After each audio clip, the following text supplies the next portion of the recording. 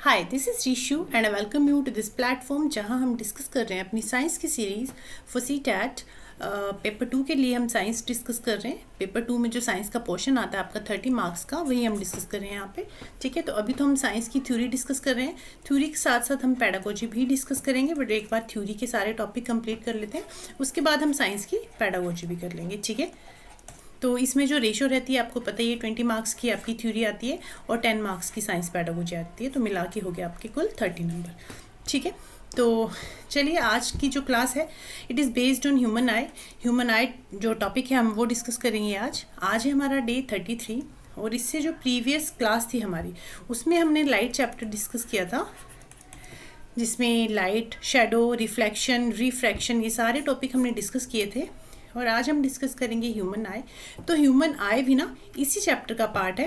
तो light chapter को हम थोड़ा ब्रेक डाउन कर करके डिस्कस कर रहे हैं, क्योंकि काफ़ी लेंदी टॉपिक है ये।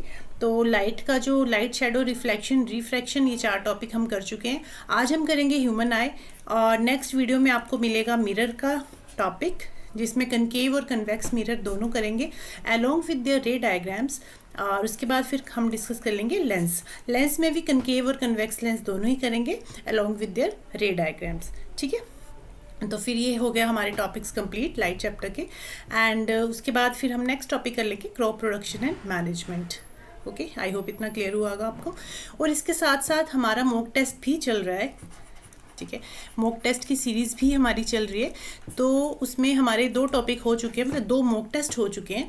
जितने टॉपिक अभी तक हमने किए हैं ना, अराउंड 13 to 14 जो टॉपिक हैं हमारे हो चुके हैं। तो उन्हीं टॉपिक से रिलेटेड इन मॉक टेस्ट में क्वेश्चन लगा रही हूँ। तो 2 मॉक टेस्ट हो गए हैं, हर मॉक टेस्ट में 10-10 क्वेश्चन होते हैं आपके। तो 2 मॉक टेस्ट हम कर चुके हैं, और आज नहीं, नेक्स्ट हम करेंगे मॉक टेस्ट 3। बीच में आपको एक वीडियो मिल जाएगी इससे रिलेटेड। ठीक है, और ये जो वीडियोस हैं आपको रिकॉर्डेड फॉर्म में मिलती हैं Monday, Wednesday and Friday. Okay, तो चलिए आज की क्लास स्टार्ट करते हैं। अगर आप इस चैनल पे नए हैं तो चैनल को सब्सक्राइब जरूर करें, वीडियो अच्छी लगे तो वीडियो को लाइक एंड शेयर जरूर करें। और ये जो नोट्स हैं आपको मेरे टेलीग्राम चैनल पे मिलेंगे, रीशू साइंस अकेडमी। ठीक है, इसका लिंक मैं डिस्क्रिप्शन में दे दूँगी। ओके, चलिए स्टार्ट करते हैं आज की क्लास। तो ह्यूमन आई में, अच्छा एक बार आपको दिखा देती हूँ हम क्या क्या डिस्कस करने वाले आज। इसमें not only human eye discuss करेंगे, ह्यूमन आई तो करेंगे ही ऑफकोर्स, ह्यूमन आई के अलावा कुछ और टॉपिक हैं तो वो भी हम डिस्कस कर लेंगे। ठीक है, ह्यूमन आई करेंगे, डिफेक्ट्स ऑफ ह्यूमन आई करेंगे, उसके अलावा power of accommodation and dispersion of light. इसमें नेचर स्पेक्ट्रम जो है, रेनबो फॉर्मेशन कैसा होता है, टोटल इंटरनल रिफ्लेक्शन क्या होती है, एटमॉस्फेरिक रिफ्रैक्शन क्या है, तो ये सारे टॉपिक भी करेंगे हम साथ साथ। स्कैटरिंग ऑफ लाइट ये भी करेंगे, टिंडल इफेक्ट, तो ये सारे टॉपिक डिस्कस करेंगे हम ह्यूमन आई के साथ साथ। ठीक है, और उसके अलावा इस टॉपिक पे बेस्ड जितने क्वेश्चन पूछे गए हैं वो क्वेश्चन हम डिस्कस कर लेंगे। अराउंड 4 to 5 क्वेश्चन है। ठीक है, 5 क्वेश्चन हैं जो इस टॉपिक से रिलेटेड पूछे गए हैं आपके प्रीवियस ईयर्स में, तो ये क्वेश्चन भी हम डिस्कस कर लेंगे। ओके, तो चलिए स्टार्ट करते हैं आज की क्लास। और बाकी जितने भी टॉपिक अभी तक हम कर चुके हैं वो वीडियोस भी आप ज़रूर कंसीडर करना, काफ़ी हेल्पफुल रहेंगी वो वीडियो भी। उन वीडियोस में भी हमने ऐसे ही किया है, टॉपिक के साथ साथ क्वेश्चन आंसर भी डिस्कस किए हैं सबकी। ठीक है, तो चलिए स्टार्ट करते हैं आज की अपनी क्लास ह्यूमन आई। ठीक है, तो ह्यूमन आई, अच्छा पिछली क्लास में जब हमने रिफ्लेक्शन पढ़ा था तो हमने देखा था रिफ्लेक्शन कैसे होती है।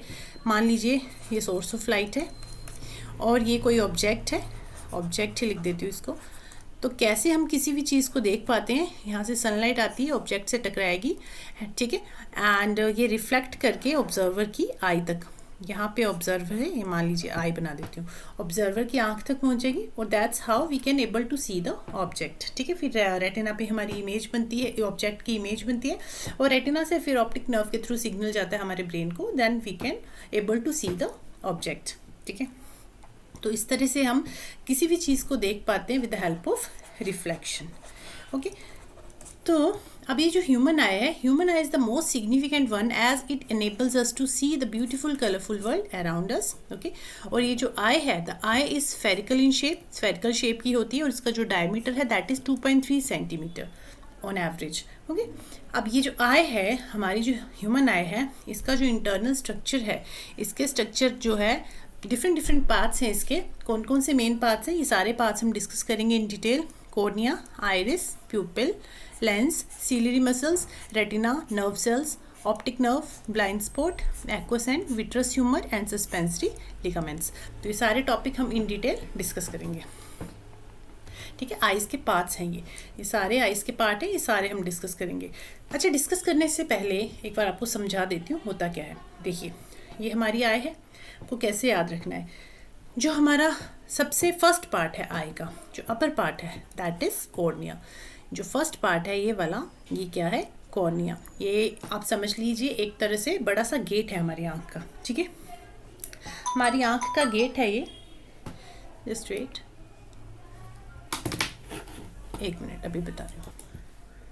ओके, तो ये हमारा आई का गेट है बड़ा सा, जिसे हम कहेंगे कॉर्निया। गेट के बाद यहाँ अंदर चलेंगे आप, तो यहाँ देखेंगे आपको यहाँ लिक्विड मटेरियल मिलेगा। ठीक है, इसे आप ऐसे समझ सकते हो कि बड़ा सा स्विमिंग पूल मिलेगा। ठीक है, तो ये जो स्विमिंग पूल है ये क्या है, हमारा एक्वस ह्यूमर, यहाँ लिक्विड प्रेजेंट है। ठीक है, सेकेंड पार्ट ये हो गया, कॉर्निया गेट है। उसके बाद जैसे ही अंदर जाएंगे तो अंदर एंट्री पे एक स्विमिंग पूल है जिसको हम कहेंगे एक्वस ह्यूमर। उसके बाद थर्ड पार्ट नेक्स्ट देखेंगे, एक और डोर मिलेगा आपको। इस तरह से ये डोर समझ लीजिए, ये एक डोर है जिसे हम कहेंगे आइरिस। ठीक है, अब इस डोर की एक छोटी सी ओपनिंग है, रास्ता है जाने का। ठीक है, और इस रास्ते को हम कहेंगे प्यूपिल। और इस प्यूपिल में ये क्या करता है ना, आइरिस क्या करता है, इस प्यूपिल को कंट्रोल करता है। प्यूपिल से कितनी लाइट एंटर करेगी, कितनी लाइट एंटर नहीं करेगी, ये कौन कंट्रोल कर रहा है, ये आइरिस कंट्रोल करता है। ठीक है, तो 4 पार्ट हो गए इसके। अब नेक्स्ट पार्ट है दैट इज लेंस। ये है हमारा लेंस, आई लेंस। और लेंस को जिसने होल्ड कर रखा है वो है सीलियरी मसल्स। ये 6 पार्ट है, दिस इज सीलियरी मसल्स। ठीक है, लेंस को होल्ड करके किसने रखा है, सीलियरी मसल्स ने। और ये जो हमारा आई लेंस है, आपको पता होना चाहिए हमारा जो आई का लेंस है, दिस इज कन्वेक्स लेंस। ये क्या, कौन सा लेंस है हमारी आई का, कन्वेक्स लेंस है। ठीक है, अच्छा 6 पार्ट्स हो गए यहाँ तक। अब इसके अलावा यहाँ पे जो लिक्विड मटेरियल प्रेजेंट है, जो कि कौन सा है, क्या है, विट्रस ह्यूमर। ये है 7 part, this is vitreous humour.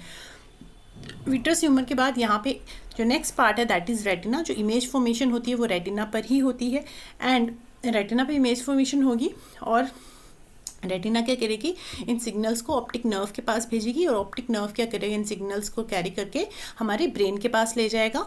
और ब्रेन फिर इंटरप्रेट करेगा कि हम जो देख रहे हैं वो ऑब्जेक्ट क्या है, उसका कलर क्या है, शेप क्या है, साइज़ क्या है। ठीक है, ऑप्टिक नर्व ब्रेन के पास सिग्नल पहुंचा देगा। ठीक है, तो ये 9 पार्ट हो गए। उसके अलावा यहाँ पे एक ब्लाइंड स्पॉट होता है जहाँ पे इमेज फॉर्मेशन नहीं होती, इसको कहते हैं ब्लाइंड स्पॉट। ठीक है, आई होप ये 9 पार्ट आपको समझ आए होंगे। एक बार फिर से बता देती हूँ, फिर आगे चल के नेक्स्ट स्लाइड्स में डिस्कस करते हैं। ठीक है, पहले समझ लीजिए ताकि आगे आपको कन्फ्यूजन ना हो। आई का first part, this is cornea, बड़ा सा गेट है जो क्या है, कॉर्निया है।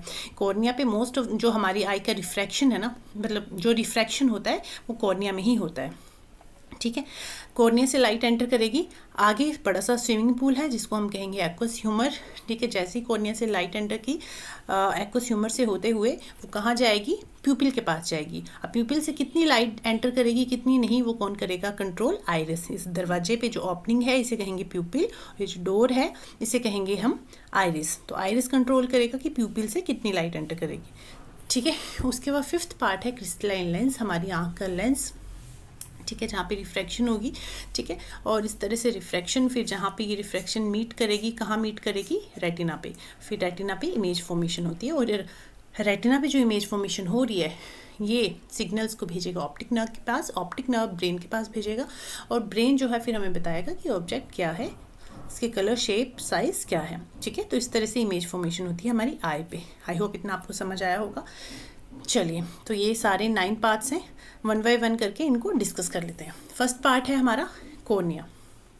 ठीक है, ये जो फर्स्ट पार्ट है दिस इज कॉर्निया। तो ये क्या है, it is the outermost transparent part, light enters the I through the cornea, it provide most of the reflection of light. यहाँ पे मोस्ट ऑफ द रिफ्लेक्शन जो है कहाँ होती है, कॉर्निया पे हो जाती है। ठीक है, second part is iris.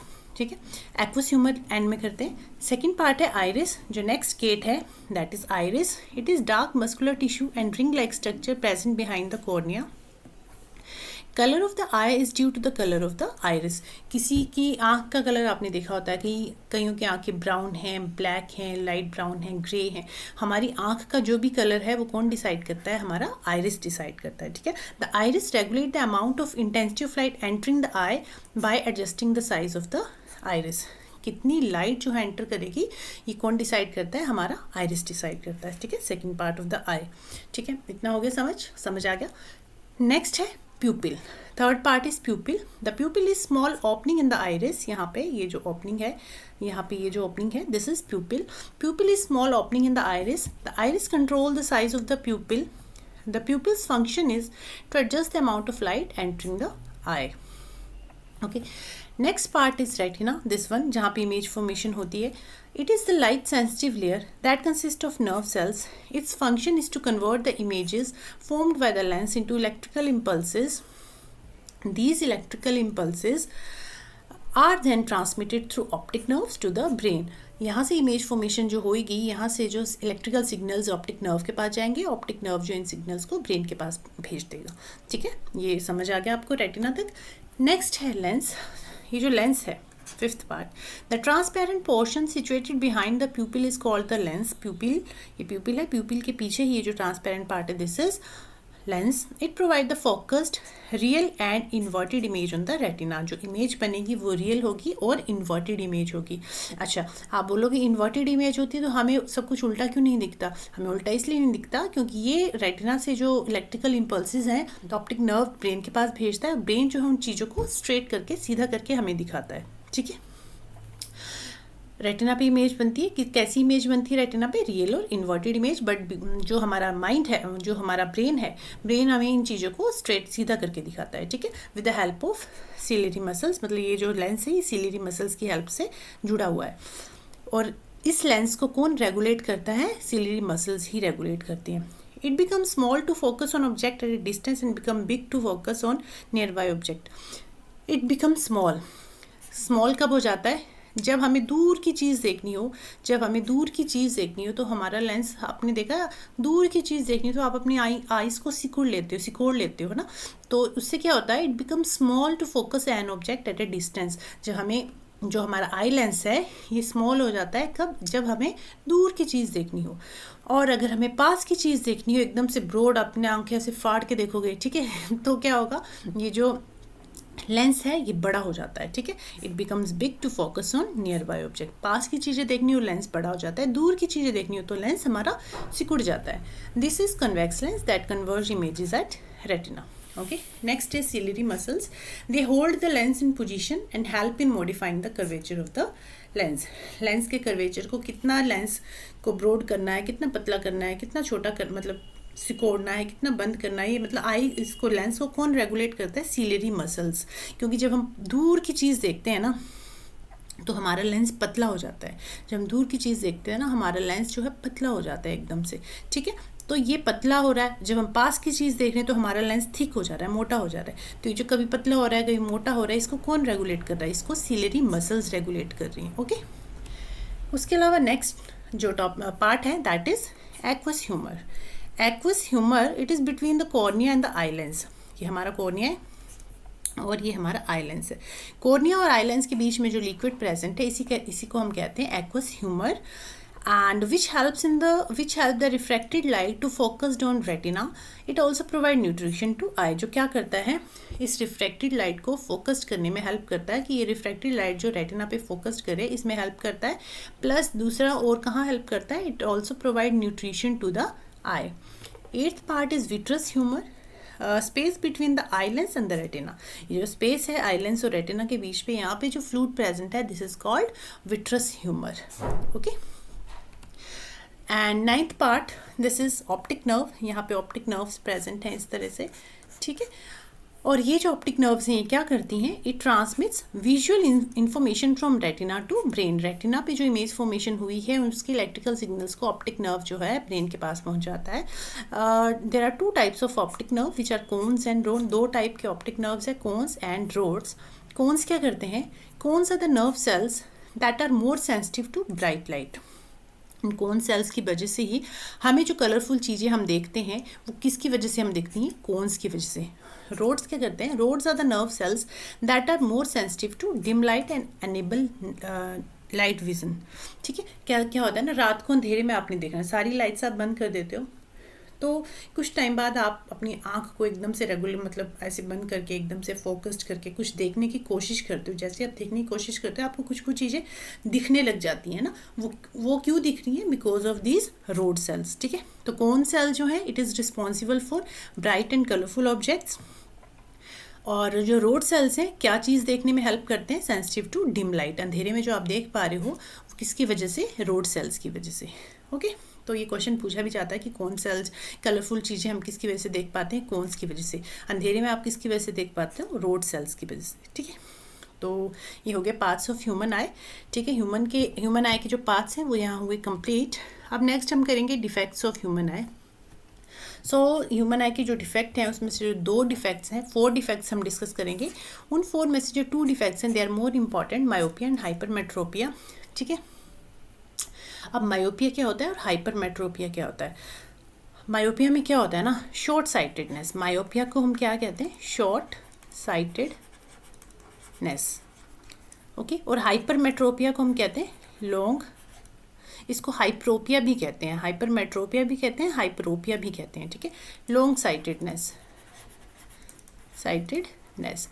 Myopia में क्या होता है ना, पास की चीज़ें तो हम देख पाते हैं। अब इसको आप कैसे याद रखोगे कि शॉर्ट साइटेडनेस है या लॉन्ग साइटेडनेस कौन सा है, कंफ्यूज नहीं होना है। मायोपिया की स्पेलिंग देखिए, शॉर्ट है ना, इसकी स्पेलिंग शॉर्ट है, इससे आप याद रख सकते हो शॉर्ट साइटेडनेस। इसकी स्पेलिंग लॉन्ग है तो long sightedness. Okay, myopia, short sightedness. So short sightedness में क्या होता है, हम जो है, जो पर्सन है जिसे मायोपिया की प्रॉब्लम है वो पास की चीज़ तो प्रॉपरली देख पाता है पर दूर की चीज़ वो नहीं देख पाता, तो उसे हम कहेंगे मायोपिक पर्सन। हाइपरमेट्रोपिया में लॉन्ग साइटेडनेस मतलब दूर की चीज़ तो देख पा रहा है बट पास की चीज़ वो नहीं देख पा रहा है, जिसे हम कहेंगे हाइपरमेट्रोपिया। ठीक है, अब ऐसा क्यों होता है, मायोपिया में ऐसा क्यों होता है, हाइपरमेट्रोपिया में ऐसा क्यों होता है, और अगर किसी पर्सन को ये प्रॉब्लम है तो उसे हम कैसे ठीक करेंगे, चलिए देखते हैं। मायोपिया में क्या होता है ना, this is also called short sightedness. A person with this eye defect can also see nearby object clearly compare to distant object. This condition can be corrected using a concave lens. अगर किसी को myopia की problem है तो उसको कैसे ठीक करेंगे, कनकेव लेंस लगा के। ठीक है, देखिए ये ह्यूमन आई है, ये नॉर्मल आई है। ठीक है, तो इस तरह से इमेज फॉर्मेशन होती है, ये नॉर्मल आई है, यहाँ पे ऑब्जेक्ट है, इस तरह से ऑब्जेक्ट की इमेज फॉर्मेशन यहाँ पे हो रही है, तो ये तो ठीक है। अब यहाँ पे क्या है ना, अच्छा इसके कोजेज़ क्या हैं, मायोपिक आई, अगर कोई किसी पर्सन को मायोपिया है तो उसके कोज क्या है, 2 कोज हैं, 2 मेन कोज हो सकते हैं इसके। कौन कौन से, एक तो है कि excessive curvature of eye lens, उसका जो आई लेंस है ना उसका कर्वेचर ज़्यादा है, EXCESSIV, एक्सेसिव कर्वेचर। 2 कोज जो हैं मायोपिक होने के क्या कारण है, excessive curvature of eye lens, eye lens का कर्वेचर जो है, कर्व जो है ज़्यादा पतला हो गया ये लेंस। उसके अलावा सेकंड कोज है elongation of eye wall, lens पतला हो गया है और जो आई वॉल है हमारी, इलोंगेशन ऑफ आई वॉल है, elongation of eye wall. Eye wall जो है यहाँ पे जहाँ रेटिना पे जो इमेज बनती है इसे कहते हैं आई वॉल। तो ये जो आई वॉल है ना ये काफ़ी इलोंगेट होगी, बड़ी हो गई है। ठीक है, इस तरह से बड़ी हो गई है जिसकी वजह से इमेज फॉर्मेशन यहाँ पे नहीं हो पा रही है। तो क्या क्या रीज़न हो सकते हैं, 2 रीज़न हो सकते हैं। Excessive curvature of eye lens, की आई लेंस जो है काफ़ी, उसकी जो कर्व है अच्छा मोटा हो गया। Excessive curvature of the eye lens मतलब लेंस काफ़ी मोटा हो, नॉर्मल लेंस ऐसा होता है ना। ठीक है, तो इसमें से प्रॉपर यहाँ पे रिफ्लेक्शन होके इस तरह से रिफ्रैक्शन होके इस तरह से इमेज फॉर्मेशन होती है। बट अगर लेंस मोटा हो गया तो जो रेटिना इमेज फॉर्मेशन होती है इस तरह से, तो इमेज फॉर्मेशन जो है ना, बेंडिंग ऑफ लाइट तो हो रही है बट इमेज फॉर्मेशन जो है बेंडिंग ऑफ लाइट पहले ही हो जा रही है। मतलब यहाँ रेटिना है, इमेज फॉर्मेशन यहाँ होनी थी, लाइट को यहाँ जुड़ना था, फोकस यहाँ बनना था, बट ये पहले ही मीट कर जाते हैं, तो जिसकी वजह से इमेज फॉर्मेशन नहीं हो पाती।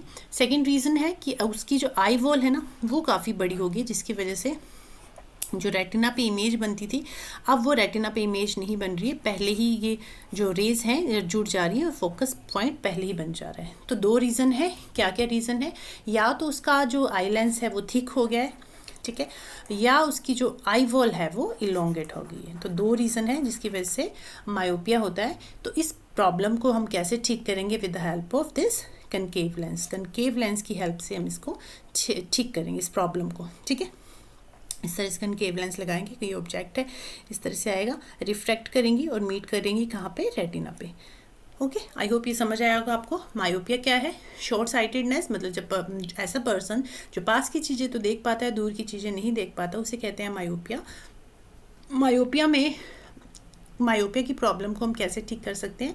कनकेव लेंस की हेल्प से हम इसको ठीक कर सकते हैं। इसके क्या क्या कारण हो सकते हैं मायोपिया होने के? 2 कारण हो सकते हैं, या तो एक्सेसिव कर्वेचर ऑफ लेंस, काफ़ी थिक हो गया है वो, और सेकंड रीज़न हो सकता है कि उसकी जो आई वॉल है काफ़ी इलोंगेटेड हो गई है, जिसकी वजह से इमेज फॉर्मेशन रेटिना पे नहीं हो पा रही है, ठीक है। तो इसको कैसे ठीक करेंगे? कनकेव लेंस की हेल्प से ठीक करेंगे। आई होप मायोपिया आपको क्लियर हुआ होगा। सेकेंड डिजीज़ है हाइपरमेट्रोपिया, जिसमें दूर की चीज़ तो क्लियर दिख रही है, बट पास की चीज़ पर्सन को क्लियर नहीं दिख रही है, ठीक है। This is also called far sightedness. A person with this eye defect can only see distant objects clearly compared to near objects. This condition can be corrected using convex lens. अब hypermetropia को हम कैसे ठीक कर सकते हैं? By using convex lens, okay. अब इसके क्या कारण है?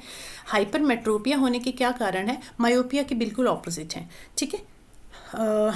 क्या होता है ना, इसका कारण है कि जो हमारी आई वॉल है वो काफ़ी शॉर्ट हो गई है, या तो focal length of the eye lens है वो काफ़ी बढ़ जा रही है, मतलब लेंस काफ़ी पतला हो जा रहा है, जिसकी वजह से फोकल लेंथ जो है, जैसे ये रेटिना है, यहाँ देखिए इमेज फॉर्मेशन होनी थी यहाँ पे आई वॉल पे, रेटिना पे इमेज फॉर्मेशन होनी थी, but due to this elongation of this focal length of eye lens जो है, मतलब आई लेंस जो काफ़ी पतला हो गया है, जिसकी वजह से इमेज फॉर्मेशन कहाँ हो रही है? रेटिना के पीछे जाके मिल रहे हैं पॉइंट्स, तो इमेज फॉर्मेशन पीछे हो रही है यहाँ पे, ठीक है। सेकंड कारण क्या हो सकता है कि जो आई वॉल है दैट इज़ टू शॉर्ट, छोटा हो जा रहा है। उसमें क्या था? इलोंगेटेड हो रहा था, इसमें क्या है? शॉर्ट हो जा रही है, क्या? आई वॉल, ठीक है। तो मायोपिया के जो कॉजेज थे उन कॉजेज से बिल्कुल ऑपोजिट हैं इसके कॉजेज। उसमें क्या कॉजेज थे? आई लेंस का कर्वेचर जो था बड़ा हो जा रहा था, मतलब आई लेंस थिक हो जा रहा था, और उसकी जो आई वॉल थी वो इलोंगेट हो रही थी। बट यहाँ पे उसका ऑपोजिट है, जो आई वॉल है वो काफ़ी पतला हो जा रहा है, और जो ये लेंस है वो पतला हो जा रहा है, एंड या फिर दूसरा कारण हो सकता है कि जो हमारी आई वॉल है वो काफ़ी शॉर्ट हो गई है। तो ये 2 रीज़न हो सकते हैं हाइपरमेट्रोपिया के, जिसकी वजह से इमेज फॉर्मेशन जो है रेटिना पे ना होके उसके दूसरी साइड इमेज फॉर्मेशन होती है, ठीक है, जिसकी वजह से पर्सन को क्लियर नहीं दिख पाता, ठीक है। तो ये नॉर्मल आई है, ह्यूमन आई, जिसमें इस तरह से इमेज फॉर्मेशन होती है रेटिना पे। बट अगर ये प्रॉब्लम हो जाती है हाइपरमेट्रोपिया की, तो ऑब्जेक्ट जो है उसकी इमेज कहाँ बनती है? रेटिना की दूसरी साइड बन रही है। और इस प्रॉब्लम को कैसे ठीक कर सकते हैं? बाय यूजिंग कन्वेक्स लेंस, ठीक है। कन्वेक्स लेंस, जो स्पेक्टिकल्स आप यूज़ करते हो, आई ग्लासेस आप यूज़ करते हो, अगर मायोपिया पर्सन है तो कनकेव लेंस यूज़ करेगा, हाइपरमेट्रोपिया है तो कन्वेक्स लेंस यूज़ करेगा, ठीक है। तो इस तरह से इमेज फॉर्मेशन यहाँ रेटिना पे हो जाएगी, ठीक है। तो मायोपिया एंड हाइपरमेट्रोपिया आपको समझ आया होगा, इसके कॉजेज समझ आए होंगे, ठीक है। इसके क्या 2 कॉजेज थे कि आई लेंस जो है, इसका जो आई लेंस है is thin, it becomes thin. Second जो कोज था वो क्या था? आई वॉल जो थी वो शॉर्ट हो जाती है, आई वॉल शॉर्ट हो जा रही है। तो 2 रीज़न है इसके। और हाइपरमेट्रोपिया को हम कैसे ठीक कर सकते हैं? By using convex lens. तो आई होप आपको ये मायोपिया और हाइपरमेट्रोपिया दोनों समझ आए होंगे। उसके अलावा 2 और प्रॉब्लम है, प्रेसबायोपिया एंड कैटरैक्ट। कैटरैक्ट को मोतियाबिंद कहते हैं हिंदी में, ठीक है। तो ये दो प्रॉब्लम्स हम डिस्कस कर लेते हैं पहले, उसके बाद हम करेंगे power of accommodation. Power of accommodation क्या होता है वो डिस्कस कर लेंगे, ठीक है। तो प्रेसबायोपिया क्या होता है? ओके, प्रेसबायोपिया में क्या होता है? ये एक एज रिलेटेड प्रॉब्लम है, ओल्ड एज लोगों को ये प्रॉब्लम होती है प्रेसबायोपिया। इसमें क्या होता है? This is an age related condition cause due to weakening of ciliary muscles. इसमें जो सीलरी मसल्स है ना, जो आई लेंस को होल्ड करके रखती हैं, वो वीक हो जाती हैं, हार्ड, और लेंस जो है हमारा हार्ड हो जाता है, and it reduce lens flexibility. Ciliary muscle जो हैं वो वीक हो जाएंगे, जिसकी वजह से लेंस जो है इतना फ्लेक्सिबल नहीं रह पाएगा। A person with this defect usually find difficulty focusing on nearby objects as well as far objects. इसमें मैं ऐड कर दूंगी, आप ऐड कर लेना इसमें, as well as far object, मतलब जिस पर्सन को प्रेस बायोपिया होता है ना, उसको नज़दीक का देखने में भी प्रॉब्लम होती है, दूर का देखने में भी प्रॉब्लम होती है। ओके, तो प्रेस बायोपिया ओल्ड एज प्रॉब्लम है। इसमें सीलियरी वेसल्स वीक हो जाते हैं, लेंस हार्ड हो जाता है, जिसकी वजह से it reduce lens flexibility. And इसमें क्या है, कुछ लोगों को पास की नज़र की प्रॉब्लम होती है, कुछ लोगों को दूर की नज़र की प्रॉब्लम होती है। मतलब इसमें मायोपिया और हाइपरमेट्रोपिया दोनों ही होता है।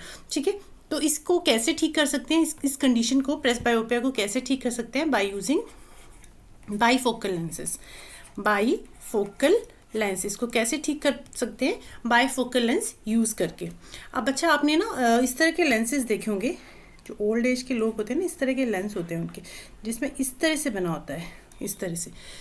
तो इसमें क्या होता है, इसमें कनकेव और कन्वेक्स लेंस दोनों ही प्रेजेंट होते हैं। जो अपर पार्ट है उसमें कनकेव लेंस होता है, अपर पार्ट कनकेव लेंस, और जो लोअर पार्ट है उसमें कॉन्वेक्स लेंस होता है। ठीक है, तो प्रेस बायोपिया की प्रॉब्लम को कैसे ठीक कर सकते हैं? By using bifocal lenses. And या फिर इससे भी ठीक नहीं होती तो फिर इसका जो next option that is surgery. Okay, presbyopia I hope आपको क्लियर हुआ होगा। नेक्स्ट है कैटरेक्ट, जिसे मोतियाबिंद भी कहते हैं। This is also an age-related condition caused due to the loss of transparency of the lens by erosion of lens proteins। क्या होता है ना, हमारी आई के जो लेंस के प्रोटीन्स है ना, वो ख़त्म हो जाता है। It usually results in blurry vision, जिसकी वजह से क्या होता है, देखने में प्रॉब्लम होती है, जो लेंसेज हैं वो क्लाउडी हो जाते हैं। And it can be corrected by replacing the old lens with an artificial lens. ठीक है, या फिर इससे भी ठीक नहीं होंगे तो फिर इसका नेक्स्ट ऑप्शन है सर्जरी। ठीक है, या फिर वो सर्जरी से ठीक होंगे। तो कैटरेक्ट में क्या होता है, हमारी आई लेंस के ऊपर। ओके, तो कैसे ठीक कर सकते हैं कैटरेक्ट की प्रॉब्लम को? By surgery. इसका एक ही ऑप्शन है, सर्जरी ओनली। ठीक है, सर्जरी से क्या करते हैं, जो ओल्ड लेंस है उसको रिप्लेस कर देते हैं विद आर्टिफिशियल लेंस। और कैटरेक्ट में क्या होता है, कैटरेक्ट में जो हमारा आई का लेंस है उसके ऊपर प्रोटीन ना बनने की वजह से जो आईज है, हमारा लेंस है, ब्लरी हो जाता है, ब्लरी हो जाता है, जिसे कहते हैं कैटरेक्ट। और इस प्रॉब्लम को कैसे ठीक कर सकते हैं? Bye surgery. सर्जरी में क्या होता है, इस लेंस को रिमूव कर देंगे पुराने वाले को और आर्टिफिशियल लेंस लगा देंगे इसको, इस पे। ठीक है, तो ये होगी हमारी कैटरेक्ट। तो हमारी आइज़ की 4 प्रॉब्लम हमने डिस्कस कर ली, myopia, hypermetropia, presbyopia and cataract. Okay, next topic है हमारा पावर ऑफ एकोमोडेशन। एकोमोडेशन में पावर ऑफ एकोमोडेशन क्या है ना, actually the power of accommodation is the ability of the eye to adjust its focal length to see objects at different distances। मतलब हमारा जो आँख की एबिलिटी है to adjust its focal length, हम जो अपनी आँख की फोकल लेंथ को एडजस्ट करते हैं उसी को कह रहे हैं पावर ऑफ एकोमोडेशन। अब पावर ऑफ एकोमोडेशन में हम अपनी एबिलिटी, मतलब फोकल लेंथ को कैसे एडजस्ट करते हैं वो देखते हैं अभी। Ciliary muscle attach to the lens control its shape. जो सीलियरी मसल्स हैं जो लेंस के साथ अटैच होती हैं, ऐसे इस तरह से सीलियरी मसल्स ये क्या करती हैं, इसकी शेप को कंट्रोल करती हैं। ठीक है, जब कोई भी चीज़ हमें दूर की देखनी है, फार ऑब्जेक्ट्स है मान लीजिए, तो क्या होता है ना, लेंस पतला हो जाता है और जो हमारे सीलियरी मसल्स हैं वो रिलैक्स हो जाते हैं। ठीक है, पर जब हमें पास का देखना हो, नियर ऑब्जेक्ट देखना हो, तो हमारा जो आई लेंस है वो थिक हो जाता है और ये क्या हो जाता है, कॉन्ट्रैक्ट हो जाती है सीलियरी मसल्स। चलिए देखते हैं कैसे। ये देखिए, पिक्चर के थ्रू समझाती हूँ आपको। अगर कोई ऑब्जेक्ट दूर है तो क्या होगा, जो हमारा आई लेंस है वो पतला हो जाएगा। ठीक है, ये पतला हो जाएगा, थिन हो जाएगा, और जो हमारी सीलियरी मसल्स है ना वो रिलैक्स हो जाएंगी। ठीक है, ये फ्लैट हो जाएगा, पतला हो जाएगा, और सीलियरी मसल्स हमारी जो है रिलैक्स हो जाएंगी। बट अगर हमें नियर बाय ऑब्जेक्ट देखना है, कोई पास का ऑब्जेक्ट देखना है, तो क्या होता है, हमारा लेंस ये देखो इस तरह से फूल जाता है, मोटा हो जाता है, और ये जो हमारी सीलियरी मसल्स हैं ये कॉन्ट्रैक्ट हो जाती हैं। ठीक है, चलिए near object and far object क्या होता है। When looking at nearby object, पास की चीज़ देखेंगे तो क्या होता है, ciliary muscles contract, making the lens thicker and shortening its focal length and power increases. जब हम पास की चीज़ देख रहे हैं तो क्या हो रहा है, जो हमारा लेंस है वो क्या हो जाता है, थिक हो जाता है। नियर बाय में क्या है, लेंस थिक हो जा रहा है, जिसकी वजह से हमारी जो फोकल लेंथ है वो शॉर्ट हो जाती है एंड पावर जो है इंक्रीज हो जाती है, ठीक है। एंड फार ऑब्जेक्ट, अगर कोई चीज़ दूर मतलब दूर है कोई ऑब्जेक्ट, वो हमें देखना है। For looking at distant object ciliary muscles relax, ciliary muscles relax हो जाती हैं, लेंस जो है वो पतला हो जाता है, and increasing its focal length, और पावर जो है डिक्रीज हो जाती है, क्योंकि फोकल लेंथ और पावर जो है आपस में इन्वर्सली प्रोपोर्शनल है। ठीक है, आप ऐसे याद रख सकते हो, दूर से देखा तो पतला नज़र आ रहा था, फिर पास आके देखा तो मोटा था। ठीक है, तो दूर से देखा तो पतला नज़र आ रहा था, मतलब लेंस पतला हो जाएगा, और हमारे जो सीलियरी मसल्स हैं वो कैसी हो जाएंगी, रिलैक्स हो जाएंगी, कॉन्ट्रैक्ट हो जाएंगी, सॉरी नियर बाय में, सॉरी फार ऑब्जेक्ट्स बता रही हूँ। फार ऑब्जेक्ट में दूर से देखा तो पतला, मतलब लेंस जो है पतला हो जाता है, लेंस बिकम्स थिन। तीन चीज़ें याद रखनी है, लेंस पतला हो जाएगा और फोकल लेंथ इंक्रीज हो जाएगी, फोकल लेंथ इंक्रीज हो जाएगी।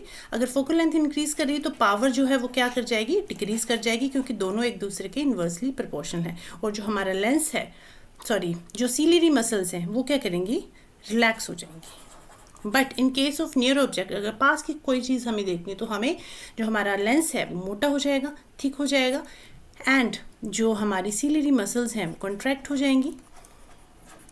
पावर इंक्रीज कर रही है, अगर पावर इंक्रीज करी तो फोकल लेंथ क्या करेगी, डिक्रीज हो जाएगी, फोकल लेंथ डिक्रीज करेगी, क्योंकि ये दोनों आपस में इन्वर्सली प्रोपोर्शनल होते हैं। ठीक है, चलिए, क्योंकि पावर क्या होता है, पावर क्या है, पावर का फॉर्मूला क्या है, 1/4 फोकल लेंथ, दोनों एक दूसरे के इन्वर्सली प्रोपोर्शनल है। अब इसमें 2 पॉइंट और हैं, नियर पॉइंट, फार पॉइंट, वो भी इसी पे बेस्ड है। नियर पॉइंट, हमारी आँख का जो नियर पॉइंट है ना, मतलब हम कितना पास तक देख सकते हैं किसी चीज़ को, तो हम 25 से, हमारा जो नियर पॉइंट है that is 25 centimetre. Okay, near point of the human eye also known as least distance of distinct vision, it is the closest distance at which an object can be held and still be seen clearly without strain. For a normal healthy eye, this distance is approximately 25 centimetre. अच्छा, अपने हाथ को आप अपनी आंखों के सामने रखो, ठीक है, और आप क्या करो, इसको अपने पास लेके आते जाओ। एक टाइम आएगा जब आपको अपना हाथ जो है ना बिल्कुल ब्लर दिखेगा, क्लियर नहीं दिखेगा, ब्लर दिखेगा। तो यही वो कह रहा है कि हमारे जो आँख का किसी ऑब्जेक्ट को देखने का जो डिस्टेंस है, जहाँ पे हमें जो ऑब्जेक्ट है बिल्कुल क्लियर दिखेगा, वो कितना है, 25 सेंटीमीटर। ओके, नियर पॉइंट हमारी आँख का कितना है, 25 सेंटीमीटर। फार पॉइंट क्या है, far point of human eye is infinity. तभी तो आप चांद सितारे सब देख सकते हो, चांद सितारे इतनी दूर दूर हैं but still we can see. ठीक है, क्योंकि हमारा जो फार पॉइंट है ह्यूमन आई का that is infinity. This means that a person with normal vision can clearly see objects that are infinity far away. अगर कोई चीज़ फार अवे है, इन्फिनिटी पर भी है, तभी हम उसको देख सकते हैं, क्योंकि हमारी आँख का जो फार पॉइंट है that is infinity. Okay, near point कितना है, 25 सेंटीमीटर, एंड फार पॉइंट कितना है, infinity. Okay, I hope near point, far point, ये दोनों कॉन्सेप्ट आपको क्लियर हुए होंगे। अब ह्यूमन आई यहाँ हो गया कंप्लीट। ह्यूमन आई में हमने आई के पार्ट्स किए डिस्कस। ठीक है, ह्यूमन आई के पार्ट्स हमारे हो गए। डिफेक्ट्स किए हमने 4, कौन कौन से defects, myopia, hypermetropia, presbyopia and cataract, 4 defect किए। उसके अलावा एकोमोडेशन ऑफ आई किया, near object and far object किया। ठीक है, नियर पॉइंट क्या है, फार पॉइंट क्या है, वो देखा हमने। नेक्स्ट टॉपिक जो है हमारा that is dispersion of white light. White light का डिस्पर्जन कैसे होता है वो देखेंगे by a glass prism. Okay, so prism आप सबने देखा होगा, इस तरह से ट्रायंगुलर शेप का होता है। ठीक है, सबने देखा होगा। तो प्रिज्म में क्या होता है ना, एक साइंटिस्ट थे न्यूटन, उन्होंने क्या किया, वो एक्सपेरिमेंट तो करते ही रहते थे। उन्होंने क्या किया, एक बार वाइट लाइट को प्रिज्म में से क्रॉस करवाया इस तरह से। ठीक है, जैसे ही उन्होंने प्रिज्म से वाइट लाइट को क्रॉस कराया। अच्छा, एक और चीज़ बता दूँ, हमारी जो वाइट लाइट है ना, it consist of 7 colour. White light it consist of 7 colours. अब वो 7 कलर्स का बैंड जो है उसे कहते हैं विवग्योर, उसका नाम है विवग्योर। इस तरह से नीचे से स्टार्ट होता है, यहाँ लिखती हूँ विवग्योर। वायलेट, इंडिगो, वायलेट सबसे नीचे होता है, violet, indigo, blue, green, yellow, orange, red, ये 7 कलर का बैंड है। ठीक है, इसका नाम है, इसलिए नीचे से पढ़ेंगे आप विवग्योर। Okay, violet, indigo, blue, green, yellow, orange, red. तो हमारी जो वाइट लाइट है, जो सन से रेज आती हैं, white light, it consist of 7 colour. कौन कौन से, violet, indigo, blue, green, yellow, orange and red. तो इस 7 कलर के बैंड को ही हम क्या कहते हैं, स्पेक्ट्रम। इस 7 कलर के बैंड को हम कहते हैं स्पेक्ट्रम। ठीक है, अब इसमें एक और चीज़ आपको याद रखनी है, क्या होता है ना, जो हमारा वायलेट कलर है, ठीक है, इसकी जो वेवलेंथ है, इसकी वेवलेंथ कम होती है, इसकी वेवलेंथ कम होती है, यहाँ लिखती हूँ, वेवलेंथ इसकी लेस होती है, वायलेट कलर की वेवलेंथ कम होती है, बट इसका जो बेंडिंग है वो ज़्यादा होती है। वेवलेंथ कम है बट बेंडिंग ज़्यादा है, दोनों एक दूसरे के इन्वर्सली प्रोपोर्शनल, बेंडिंग मोर। जिसकी वेवलेंथ कम है वो ज़्यादा बेंड करेगा, जिसकी वेवलेंथ ज़्यादा है, जैसे रेड कलर है, इसकी वेवलेंथ ज़्यादा होती है, इसकी वेवलेंथ ज़्यादा है तो इसकी बेंडिंग कम होगी। ठीक है, दोनों एक दूसरे के इन्वर्सली प्रोपोर्शनल है, बेंडिंग और वेवलेंथ। वेवलेंथ को ऐसे लैम्डा से डिनोट करते हैं। ठीक है, अब यहाँ देखिए, ये प्रिज्म है, इस इमेज में देखिए, छोटी है, आई होप विजिबल होगी। इस प्रिज्म में जब न्यूटन ने इस तरह से वाइट लाइट को क्रॉस करवाया तो क्या हुआ, उन्होंने देखा कि जैसे ही लाइट एक मीडियम से दूसरे मीडियम में ट्रैवल करती है तो क्या होता है, रिफ्रैक्शन होता है ना, बेंडिंग ऑफ लाइट होती है, तो लाइट जो है बेंड हो गई थोड़ी सी, जिसे हम कहते हैं रिफ्रैक्शन। बेंडिंग होगी और ये स्प्लिट होगी 7 कलर्स में, इस तरह से 7 कलर में स्प्लिट होगी, जिसका नाम है violet, indigo, blue, green, yellow, orange, red. 7 colour में स्प्लिट हो जाएगी, 1 2 3 4 5 6 7। ठीक है, अब ये जो 7 कलर्स हैं, इनका जो पैटर्न है दैट इज़ विवग्योर, और जो सबसे नीचे कलर है दैट इज़ वायलेट। वायलेट की जो बेंडिंग है वो सबसे ज़्यादा है एंड इसकी जो वेवलेंथ है वो सबसे कम है। जो रेड कलर है, रेड कलर की वेवलेंथ जो है सबसे ज़्यादा है और बेंडिंग इसकी कम है। ठीक है, यहाँ पे इस तरह देखिए, इस तरह से पैटर्न बना हुआ है विवग्योर का, जिसमें सबसे नीचे वायलेट कलर है, ऊपर जो है रेड कलर। जब वायलेट कलर हमें इतने अच्छे से दिखता नहीं है क्योंकि हमारी जो आई है that is not sensible for violet colour, तो एक ब्लू सा कलर दिख रहा है हमें। ठीक है, तो ये 7 कलर का बैंड है जिसे हम स्पेक्ट्रम कहते हैं। और न्यूटन ने जब वाइट लाइट को इस तरह से प्रिज्म के अंदर से क्रॉस कराया था तो क्या हुआ, रिफ्रैक्शन हुआ, और रिफ्रैक्शन के बाद लाइट डिस्पर्ज होगी इनटू 7 कलर्स। उन 7 कलर्स के बैंड को स्पेक्ट्रम कहते हैं। आई होप इतना क्लियर हो गया आपको। ठीक है, तो डिस्पर्जन क्या है, लाइट का 7 कलर्स में, 7 डिस्टिंक्ट कलर में टूटना, इसी को क्या कह रहे हैं, dispersion. Okay, a prism splits the incident white light into band of 7 colors. The band of colored components of light beam is called its spectrum. Isaac Newton was the first to use a glass prism to obtain sunlight spectrum. Different color of light bend through different angles with respect to incident ray as they pass through a prism. जैसे ही prism से पास होगा तो अब light disperse क्यों हो रही है prism में। मान लीजिए आपके पास एक ग्लास स्लैब है, इसमें 2 ग्लास पैरेलली है। ठीक है, जो हमारा ग्लास है ना वो पैरेलली है। ठीक है, तो इसमें से जैसे ही आप वाइट लाइट क्रॉस कराओगे ना, यहाँ डिस्पर्जन नहीं होगा, बट प्रिज्म में डिस्पर्जन हो रहा है बिकॉज ऑफ इट्स एंगल। वो इस तरह से इस एंगल पे प्लेस है, इस एंगल पे बना हुआ है कि इसमें डिस्पर्जन हो जाता है। ठीक है, बिकॉज ऑफ इट्स एंगल। तो different color of light bend through different angles with respect to incident ray as they pass through a prism. The red light bends the least, come bend होती है, while the violet the most, violet ज़्यादा bend होती है। Thus the rays of each color emerge along different path and thus become distinct.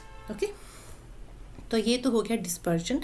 अब dispersion के 2 examples हम देखेंगे, नहीं डिस्पर्जन के 2 नहीं, डिस्पर्जन का जो एग्जाम्पल है हम देखेंगे रेनबो फॉर्मेशन।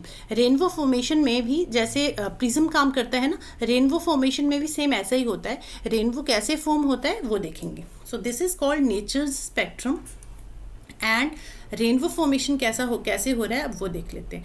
ठीक है, रेनबो फॉर्मेशन होने के लिए एक तो सनलाइट का होना ज़रूरी है, सनलाइट का होना ज़रूरी है, प्लस रेन या वाटर ड्रॉपलेट्स का होना ज़रूरी है। ठीक है, वाटर ड्रॉपलेट्स, और दोनों एक दूसरे के ऑपोजिट साइड्स में होने चाहिए, तभी जो है रेनबो फॉर्मेशन होगी।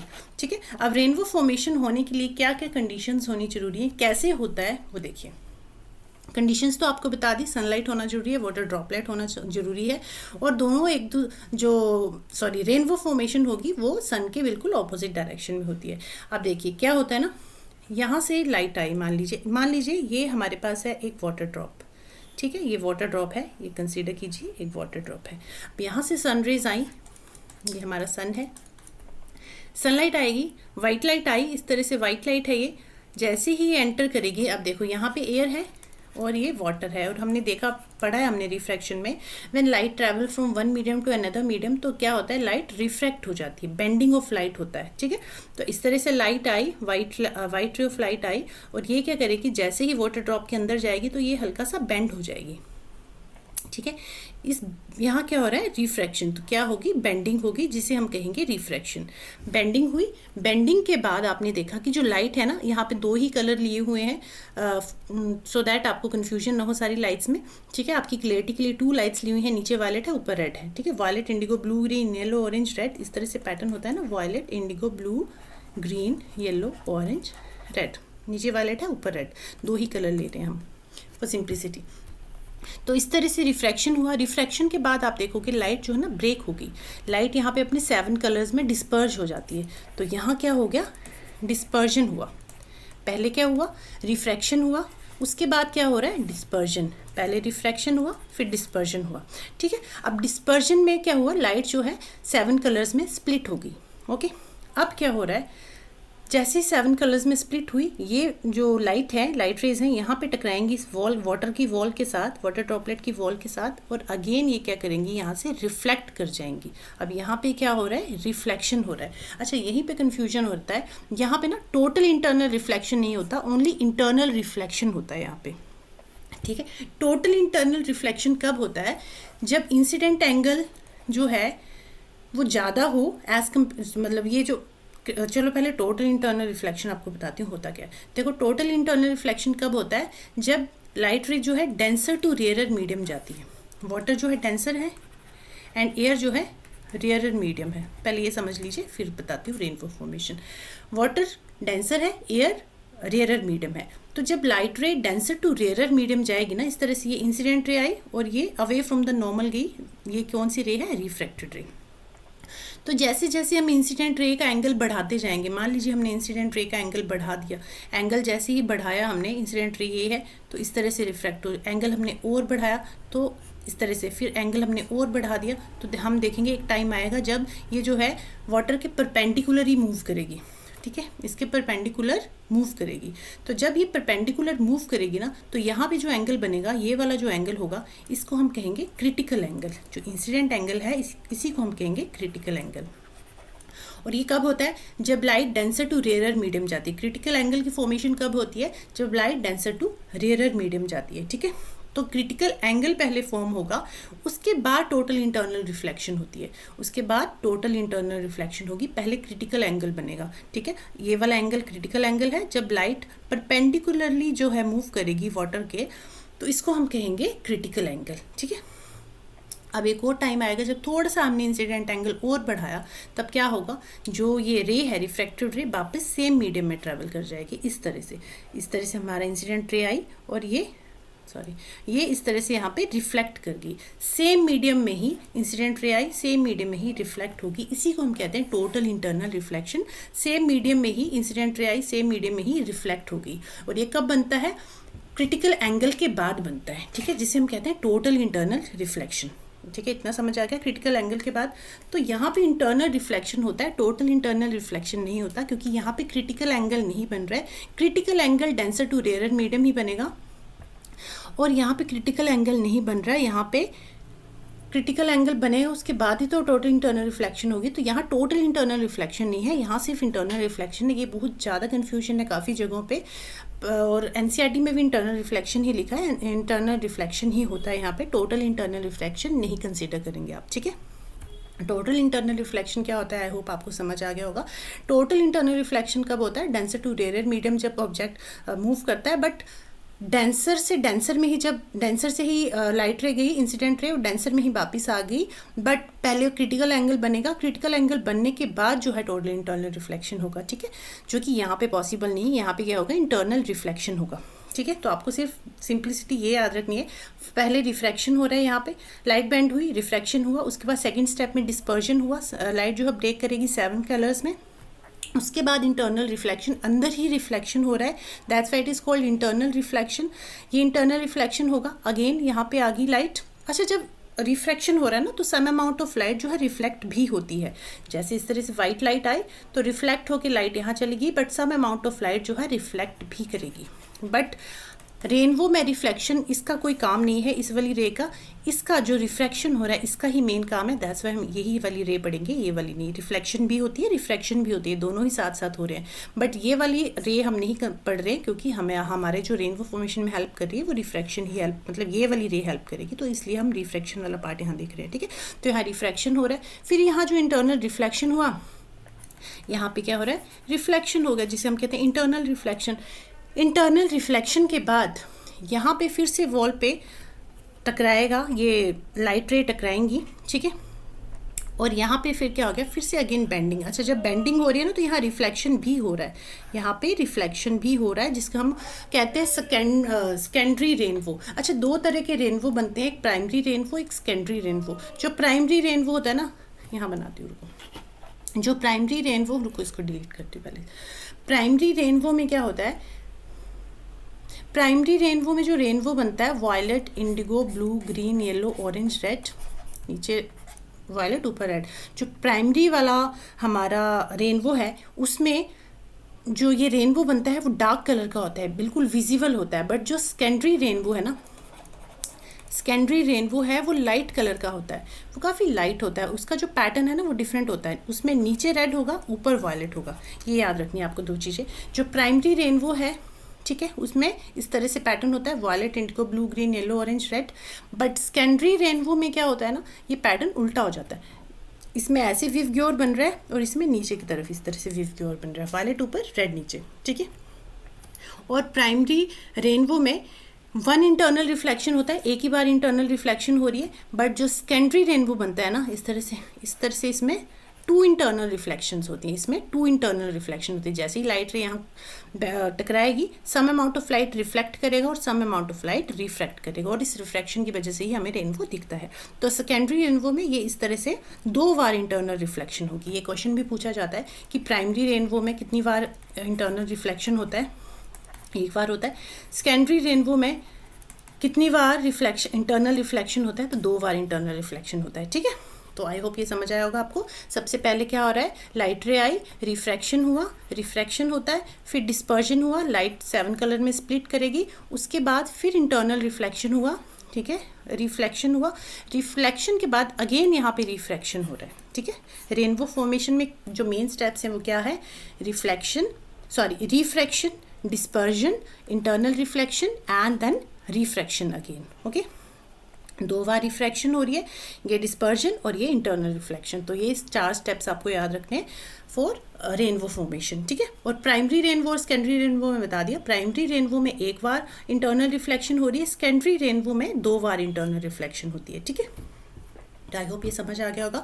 और प्राइमरी रेनबो में जो पैटर्न होता है वो ऐसे होता है, विव ग्योर, violet, indigo, blue, green, yellow, orange, red. और सेकेंडरी रेनबो में ये उल्टा हो जाता है, और जो सेकेंडरी रेनबो होता है वो थोड़ा सा फेडेड होता है, ज़्यादा डार्क नहीं होता है, फेडेड होता है ये थोड़ा सा। ठीक है, लाइट होता है। ठीक है, इतना समझ आ गया रेनबो फॉर्मेशन कैसे हो रही है। Total internal reflection, I hope आपको समझ आ गया होगा। Total internal reflection is a phenomena where light travelling within a medium is completely reflected back in that medium instead of refracting into another medium. This occurs when light moves from a denser to rarer medium and the angle of incidence exceeds a certain critical angle. जब angle of incidence exceed करेगा at certain incident angle, मतलब जब ये critical angle बन जाएगा, उसके बाद जो next angle बनेगा तो उसको हम कहेंगे total internal reflection, और ये कहाँ बनता है, denser to rarer medium only. ठीक है, TIR आपको समझ आ गया, टोटल इंटरनल रिफ्लेक्शन।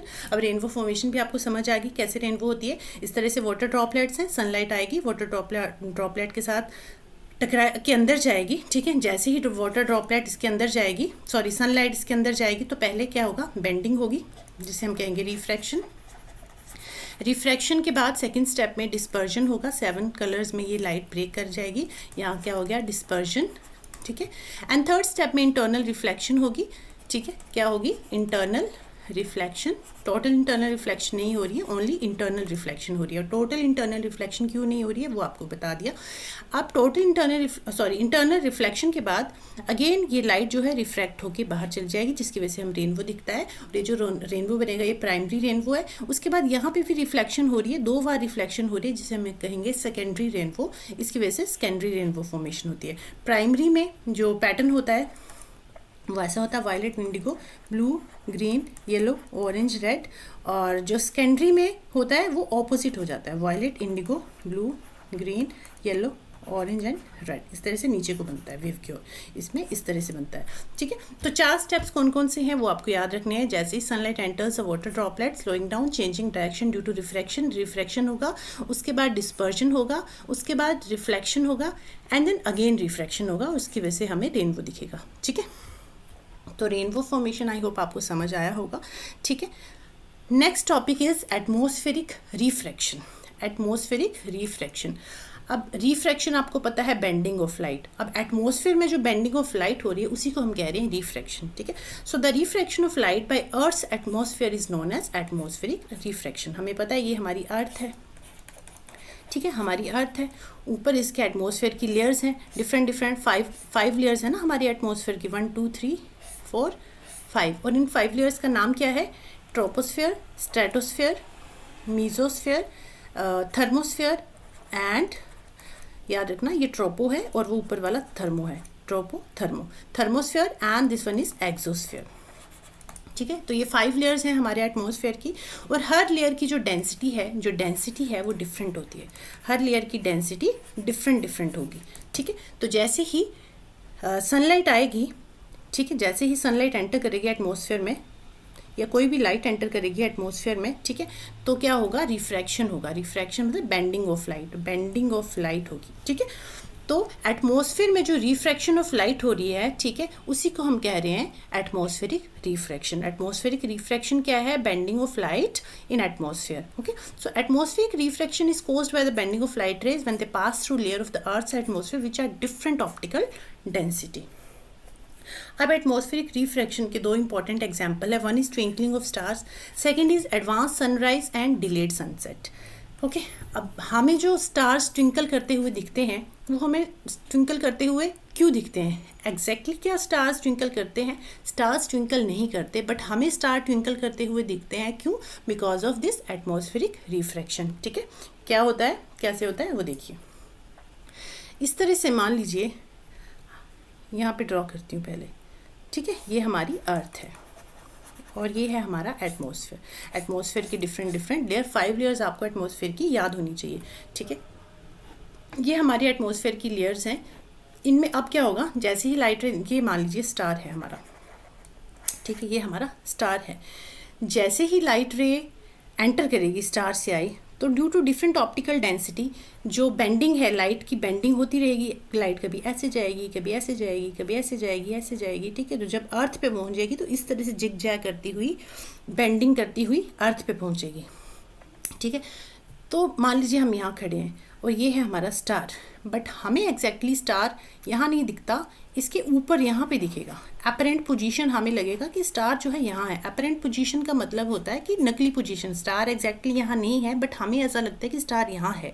और हमें ऐसा क्यों लगता है? Because of this refraction. हम यहाँ पे खड़े हैं, ऑब्जर्वर यहाँ पे खड़ा है, जैसे ही लाइट रे हमारी आइज़ पे पहुँचेगी, हम इस तरह से इमेज बनाएंगे, इस तरह से रे बनेगी, हमें लगेगा जो स्टार है वो यहाँ है, बट एग्जैक्टली में स्टार यहाँ नहीं होता है, यहाँ होता है। स्टार जो है अपनी पोजीशन, मतलब जो अपरेंट पोजीशन है ना, वो थोड़ी सी ऊपर होती है। जो नकली पोजीशन है वो थोड़ी सी ऊपर होती है एग्जैक्ट पोजीशन से। ठीक है, इस पे बेस्ड एक क्वेश्चन भी आया है अभी, रिसेंट पेपर में ही आया था 2024 के, कि एक फिशरमैन है जो पानी में फ़िश पकड़ने गया है, तो बिकॉज ऑफ रिफ्रैक्शन उसे जो फ़िश की इमेज है ना यहाँ दिख रही है, तो फ़िश की इमेज यहाँ दिख रही है, तो उसको फ़िश के मतलब जहाँ उसको इमेज दिख रही है उसको निशाना ऊपर लगाना चाहिए या नीचे लगाना चाहिए। ठीक है, तो हमें अपरेंट पोजीशन के नीचे निशाना लगाना चाहिए ताकि जो हमें एग्जैक्ट लोकेशन है वो पता चल जाए। फिश जो है नीचे होगी, तो मतलब जो अपरेंट पोजीशन बनती है ना ऊपर बनती है, एग्जैक्ट पोजीशन नीचे होती है उसकी। ठीक है, तो अच्छा, अब स्टार था। ठीक है, स्टार से इस तरह से अब हम जो हमारी जो अर्थ है, एटमॉस्फेयर है, वो स्टिल तो है नहीं, मूवमेंट होती रहती है। एक तो स्टार में मूवमेंट हो, सॉरी जो हाँ अर्थ मूव कर रही है, मूवमेंट की वजह से जो एयर पार्टिकल्स हैं वो भी मूव कर रहे हैं। मूविंग की वजह से ये जो बेंडिंग है ये भी मूव इस तरह से हिलती डुलती मूव कर रही है। ठीक है, और हमारी आंखों में पहुंच रही है, तो हमें ऐसा लगता है ना इस तरह से ब्लिंकिंग होती रहती है बिकॉज कि ये जो हाँ, एक तो अर्थ हमारी मूव कर रही है, दूसरा जो जब लाइट एंटर करेगी एटमॉस्फेयर तो बेंडिंग ऑफ लाइट होगी, जिसकी वजह से हमें जो स्टार है ट्विंकलिंग करता हुआ दिखता है, बट एग्जैक्टली में स्टार ट्विंकल नहीं करता, और उसकी अपरेंट पोजीशन हमें यहाँ शो होती है, ठीक है। तो ट्विंकलिंग ऑफ स्टार्स में क्या होता है, the twinkling effect of star is due to atmospheric refraction of starlight. The starlight undergoes continuous refraction as it passes through the atmosphere before it reaches Earth. As the path of rays of light coming from the star goes on varying slightly, the apparent position of star fluctuate and the amount of starlight entering the I flickers. हमें लगता है कि जो star है वो blink कर रहा है, ठीक है, बट एग्जैक्टली में स्टार ब्लिंक नहीं करता। इस मूवमेंट की वजह से और ऑप्टिकल डेंसिटी की वजह से जो लाइट है वो बेंड होती रहती है, और जिसकी वजह से हमें लगता है कि स्टार जो है ट्विंकल कर रहा है, बट द एग्जैक्ट पोजीशन जो है उसकी यहाँ होती है और ये ट्विंकल नहीं करता, ये एक जगह पे खड़ा होता है, मूव नहीं करता, एक जगह पे खड़ा है वो स्टिल, ठीक है, बट हमें लगता है कि वो ट्विंकल कर रहा है, ठीक है। यहाँ पे देखिए ये ऑब्जर्वर खड़ा है, इस इमेज में देखिए ये ऑब्जर्वर खड़ा है, ठीक है। यहाँ से स्टार है, ये ऊपर एटमॉस्फेयर है, जैसे ही लाइट रे अंदर एंटर करेगी ये बेंड होती जाएगी, बेंड होती जाएगी, बेंड होती जाएगी, इस तरह हमारी आंखों में पहुँचेगी, ठीक है, और हमें लगेगा कि स्टार जो है यहाँ पे है, बट उसकी एग्जैक्ट पोजीशन जो है नीचे है। अपरेंट पोजीशन मतलब नकली पोजीशन, ठीक है। तो ट्विंकलिंग ऑफ स्टार्स कैसे होती है एटमॉस्फेरिक रिफ्रैक्शन की वजह से, आई होप आपको ये समझ आया होगा। इसका एक और एग्जांपल है, अच्छा जो स्टार है ना उसको हम पॉइंट लाइट कंसीडर करते हैं, काफ़ी छोटे साइज़ के होते हैं, वैसे तो बड़े साइज़ के होते हैं बट हमें अर्थ से काफ़ी स्मॉल साइज़ के दिखते हैं ना, इस तरह से। तो इसमें से जो लाइट रे आती है ना उसको हम सिंगल लाइट कंसिस्ट करते हैं, मतलब एक सिंगल रे कंसिस्ट करते हैं।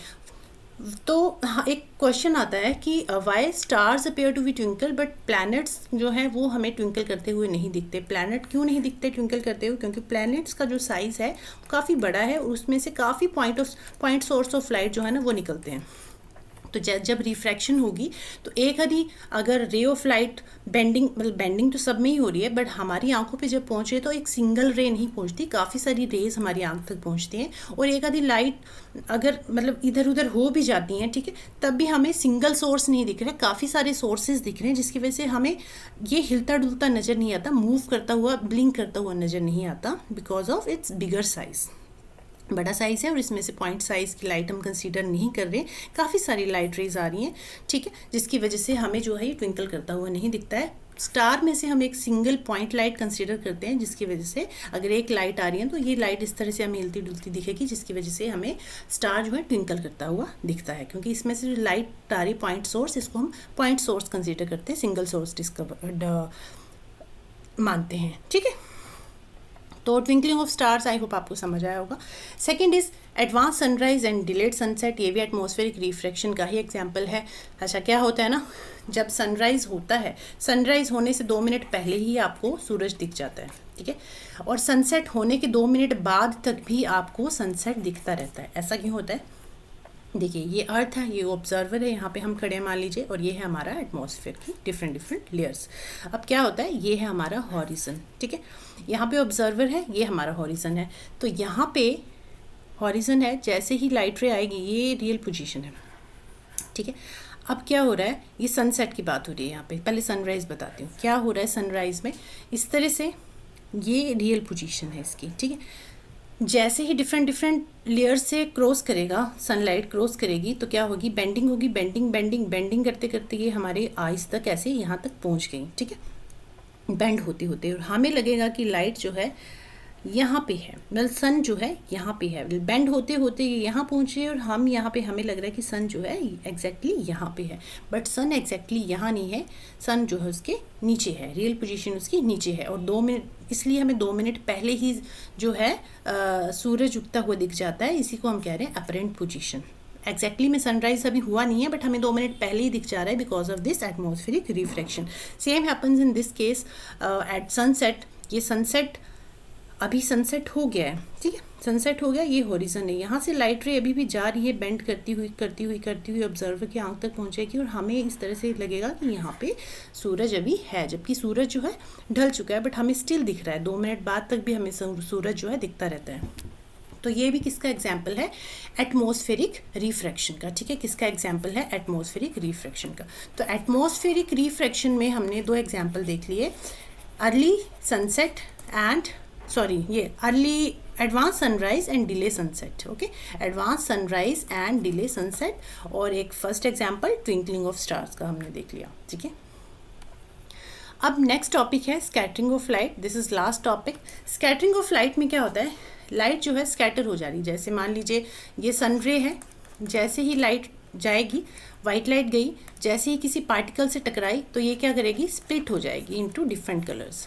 स्प्लिट हो गई, इसी स्प्लिट को हम कह रहे हैं स्कैटरिंग ऑफ लाइट। मतलब लाइट टूट जा रही है, बिखर जा रही है जब किसी पार्टिकल से टकराएगी तो this is called scattering of light.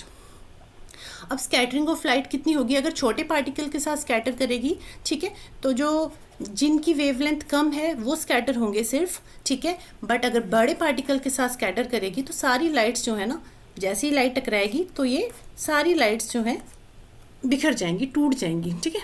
अगर छोटे पार्टिकल से टकराती है तो हमें सिर्फ ब्लू कलर ही अपीयर होता है, वायलेट, इंडिगो और ब्लू कलर ही दिखते हैं, क्योंकि इनकी वेवलेंथ काफ़ी कम होती है। वेवलेंथ कम होती है इसलिए जल्दी टकरा जाते हैं। वहीं अगर हम बड़ी रेड लाइट की बात करें, रेड लाइट का वेवलेंथ ज़्यादा होती है तो वो छोटे मोटे पार्टिकल्स के साथ वो नहीं टकराएगी, टकरा भी जाएगी, वो स्कैटर नहीं करेगी। बट अगर बड़े पार्टिकल के साथ टकरा जाएगी रेड लाइट तो अब वो स्कैटर कर जाएगी, ठीक है। तो स्कैटरिंग ऑफ लाइट में देखिए क्या होता है, when A light beam goes through a medium it hits the particles existing in them. Due to this phenomena, some of light rays get absorbed while few get scattered in various directions.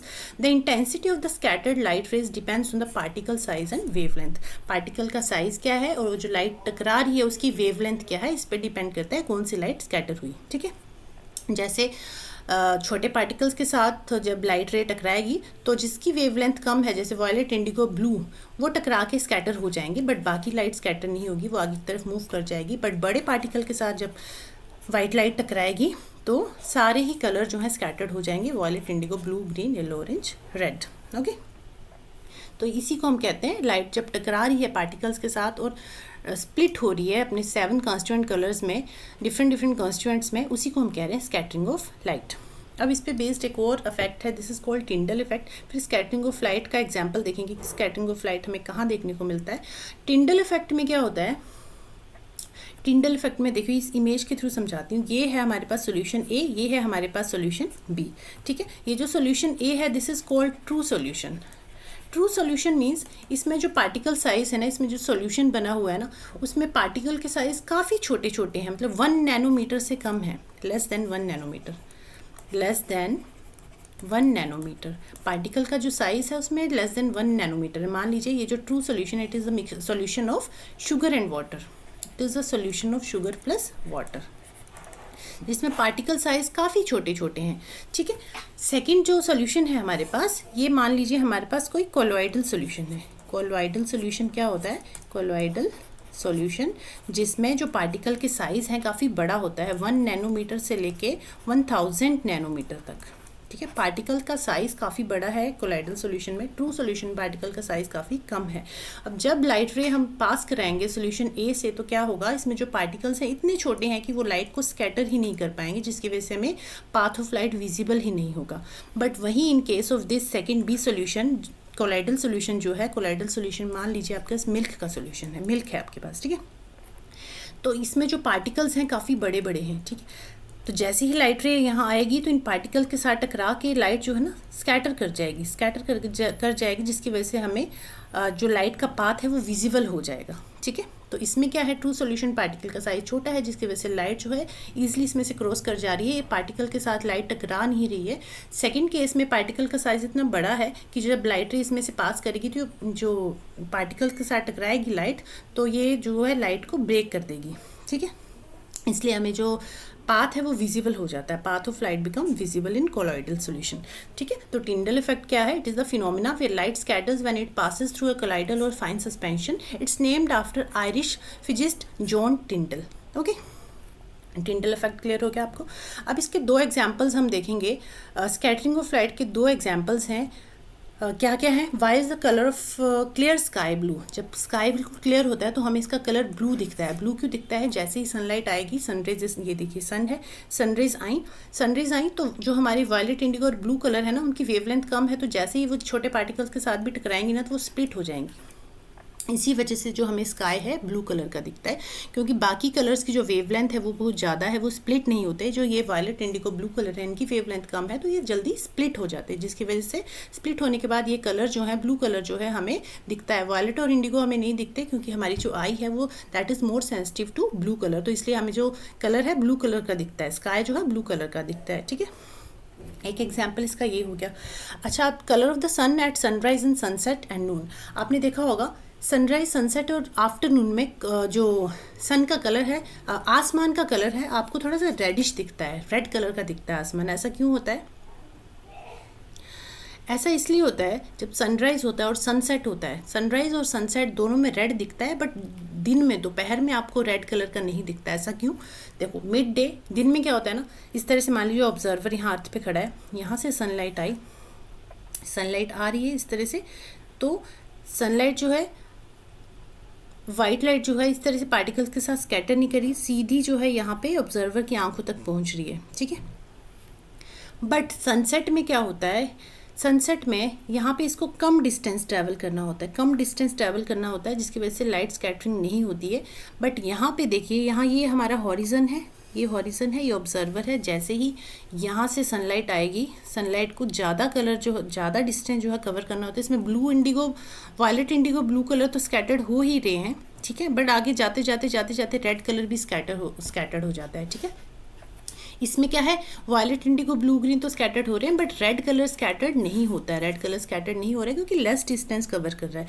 But यहाँ पे sunset में आप देखेंगे या sunrise में red colour को ज़्यादा distance, मतलब लाइट को ज़्यादा डिस्टेंस कवर करना होता है, तो सारे कलर जो है स्कैटर्ड होते जाते होते जाते होते जाते, और एक टाइम आता है जब रेड कलर भी स्कैटर्ड हो जाता है। इसलिए हमें जो सनसेट के टाइम जो आसमान है वो रेड कलर का दिखता है, क्योंकि रेड कलर भी उस टाइम स्कैटर्ड हो जाता है, बिकॉज उसको ज़्यादा डिस्टेंस कवर करना पड़ता है।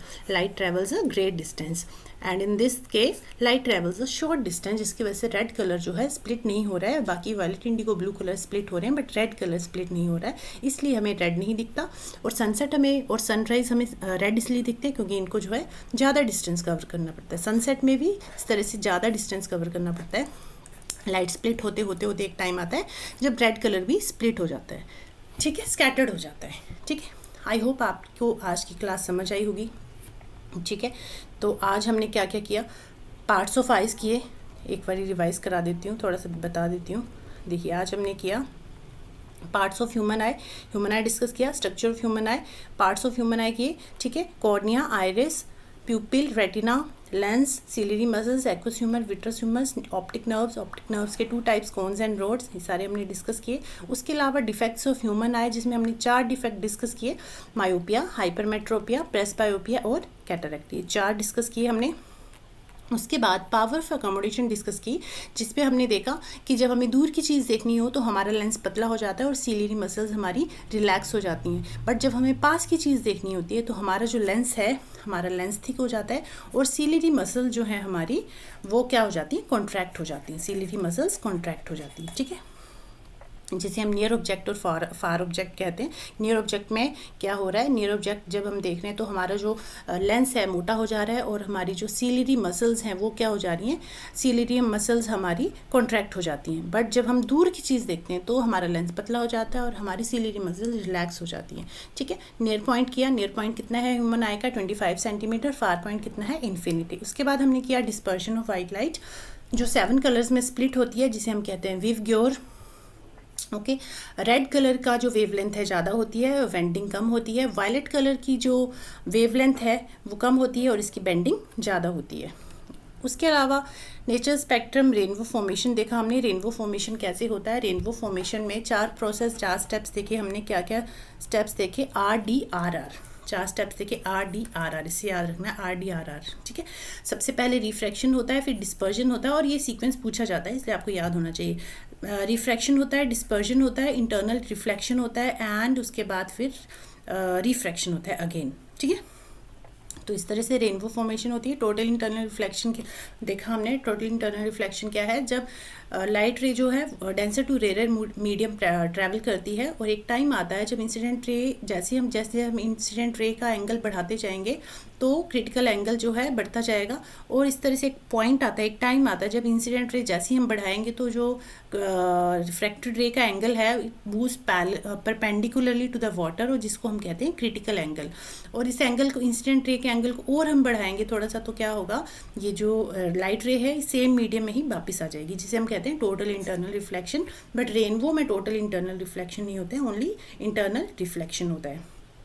ठीक है, और रेनबो फॉर्मेशन होगी। 4 स्टेप्स हो गए रेनबो फॉर्मेशन के। नेक्स्ट हमने किया एटमॉस्फेरिक रिफ्रैक्शन। ठीक है, हमारा एटमॉस्फेरिक रिफ्रैक्शन में क्या होता है, एटमॉस्फेयर में जो बेंडिंग ऑफ लाइट हो रही है because of different optical density, this is called atmospheric refraction. इसमें 2 एग्जाम्पल किए, twinkling of stars, and second example किया advance sunrise and delayed sunset. ऐसा हमें क्यों दिखता है, because of atmospheric refraction. Scattering of light देखा हमने, स्कैटरिंग ऑफ लाइट के 2 एग्जाम्पल देखे कि why colour of the sky appears blue, and sunrise और सनसेट में हमें जो आसमान है वो रेड क्यों दिखता है ना। टिंडल इफेक्ट किया। तो ये सारी चीज़ें होगी हमारी आज की क्लास में कंप्लीट। अब इस पे बेस्ड कुछ क्वेश्चन है, ये 5 क्वेश्चन है जो प्रीवियस ईयर से लिए हैं मैंने, तो ये क्वेश्चन अब डिस्कस कर लेते हैं। ठीक है, क्लास हमारी अराउंड 1 आवर की होगी, 5-10 मिनट में क्वेश्चन आंसर भी हो जाएंगे। ठीक है, चलिए first question is, a fisherman goes to a water body nearby spear to fish, which of the following should be consider. इसका मैंने हिंदी मीडियम वाला नहीं लिया है, तो मैं हिंदी में समझा रही हूँ, आप सुन लीजिए। फिशरमैन जो है, नेक्स्ट बाकी क्वेश्चन का लिया बट इस क्वेश्चन का नहीं लिया मैंने स्क्रीनशॉट हिंदी वाला। ठीक है, फिशरमैन जो है, एक फिशरमैन है, मछली पकड़ने गया, फिश पकड़ने गया, तो विच of the following should be consider. तो इस तरह से मछली यहाँ थी, ठीक है, मछली यहाँ है, बट उसको अपरेंट पोजीशन जो दिख रही है फिश की वो यहाँ दिख रही है, उसको लग रहा है फिश यहाँ है, उसको लग रहा है फिश जो है, फिश थोड़ी ऐसी बनी है, चलो फिश जो यहाँ है। तो अब क्वेश्चन पूछ रहा है कि ही should hit above the apparent position of the fish, मतलब ये जो अपरेंट पोजीशन मतलब नकली पोजीशन हमेशा ऊपर बनती है, पता है ना, आपको समझाया था अभी, ट्विंकलिंग ऑफ स्टार्स में भी मैंने दिखाया था आपको। ठीक है, अपरेंट पोजीशन ऊपर बनती है हमेशा। तो ये क्वेश्चन ऑप्शन नंबर फर्स्ट कह रहा है कि ही should hit above the apparent position of the fish, कि उसको अपरेंट पोजीशन के ऊपर हिट करना चाहिए, या फिर second option he should hit below the apparent position के नीचे उसको हिट करना चाहिए, he should hit exactly at the apparent position, या फिर उसको अपरेंट पोजीशन पे ही हिट करना चाहिए, he should hit at right angle to his position, जहाँ वो खड़ा है उसके राइट एंगल में उसको हिट करना चाहिए। तो कहाँ हिट करना चाहिए ताकि वो मछली को पकड़ पाए, जो अपरेंट पोजीशन है उसके नीचे उसको हिट करना चाहिए, ताकि फिशरमैन यहाँ है मान लीजिए, तो इसको यहाँ नहीं, अपरेंट पोजीशन उसको यहाँ दिख रही है बट उसको अपरेंट पोजीशन से नीचे हिट करना चाहिए यहाँ पे। ठीक है, second option he should hit below the apparent position of the fish, this is right answer of this question, option number 2। Okay, oh my god, next question is, wait okay, तो उसको apparent position से नीचे hit करना चाहिए। ठीक है, ये हो गया first option, sorry second option of this question. Second question is, wait it is not moving, second question is, read the following statement carefully and select the correct option. 2 statement है, assertion reason based question है। Assertion is given, the stars in the sky appear to move from east to west, reason दिया हुआ है the earth rotates from west to east. Assertion कह रहा है कि stars in the night sky appears to move from, stars हमें ऐसा लगता है कि ना ईस्ट से वेस्ट मूव कर रहे हैं, स्टार जो है ईस्ट से वेस्ट मूव कर रहे हैं। तो दिस स्टेटमेंट इज ट्रू कि स्टार जो है east to west appear move करते हुए दिखते हैं हमें, ये स्टेटमेंट फर्स्ट स्टेटमेंट जो है this is true. Second statement है कि the earth rotate from west to east, जो अर्थ है वो वेस्ट टू ईस्ट रोटेट करती है, this statement is also true. Earth जो है वेस्ट टू ईस्ट ट्रैवल करती है, okay, this statement is also true. दोनों ही स्टेटमेंट सही हैं। और ऐसा अच्छा क्या होता है ना, जब हमारी अर्थ है, हमारी अर्थ वेस्ट, ये हमारी अर्थ है मान लीजिए, ये हमारी अर्थ है, ठीक है, जब हमारी अर्थ मूव करेगी from west to east, rotate करेगी वेस्ट टू ईस्ट, तो हम भी तो अर्थ के साथ, यहाँ पे हम हैं, हम भी तो अर्थ के साथ मूव करेंगे ना, हम भी मूव कर रहे हैं अर्थ के साथ साथ। तो यहाँ पे स्टार है, ये स्टार की पोजीशन है, स्टार कहीं मूव नहीं करते, अर्थ मूव करती है ओनली। बट क्या होता है ना, अर्थ मूव कर रही है, इस तरह से मूव कर रही है, बट हमें लगता है कि स्टार मूव कर रहा है इस तरह से। जैसे फॉर एग्जांपल आपने ट्रेन में देखा होगा, ट्रेन में आप बैठे होंगे तो आपने देखा होगा इस तरह से ट्रेन चल रही है, बाहर पेड़ हैं, काफ़ी बार आपने ऑब्जर्व किया होगा, मूव तो ट्रेन ही कर रही है, मूव तो ट्रेन कर रही है, बट हमें लगता है जैसे जैसे हम आगे जाते जाते ना हमें लगता है कि पेड़ पीछे की तरफ मूव कर रहे हैं, ठीक है, इस तरह से। तो सेम हैपन्स ओवर हियर, अर्थ जो है वेस्ट टू ईस्ट मूव कर रही है, बट हमें लगता है कि स्टार जो है ईस्ट टू वेस्ट मूव कर रहे हैं, जबकि स्टार मूव नहीं करते, स्टार अपनी पोजीशन पे खड़े रहते हैं, but earth west to east move कर रही है, तो हमें लगता है स्टार जो है ईस्ट टू वेस्ट मूव कर रहे हैं। तो दोनों ही स्टेटमेंट सही हैं, both A and R correct, and R is the correct explanation of A. First option is right answer of this question. Question number 3 is select the correct statement regarding rods and cones in the human eye. तो cones are sensitive to dim light.